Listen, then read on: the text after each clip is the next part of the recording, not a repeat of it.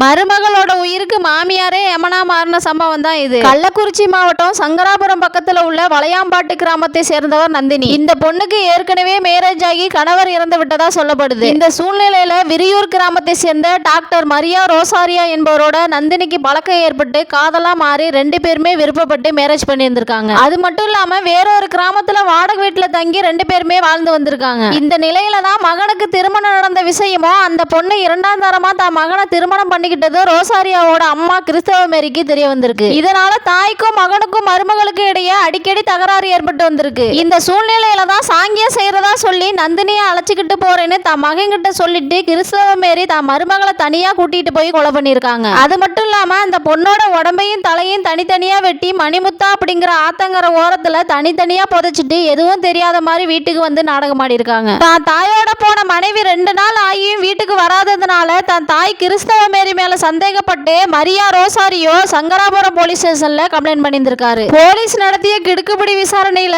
மாமியார் தான் தன் மருமகளை கொலை பண்ணிருக்காங்கன்னு தெரிய வந்திருக்கு. தான் மகனை 2ஆவதா மேரேஜ் பண்ணிக்கிட்டாங்கிற ஒரே காரணத்துக்காக தன் மருமகளையே கொன்ன கிறிஸ்தவ மேரியை இப்ப போலீஸ் அரெஸ்ட் பண்ணி ஜெயில போட்டிருக்காங்க.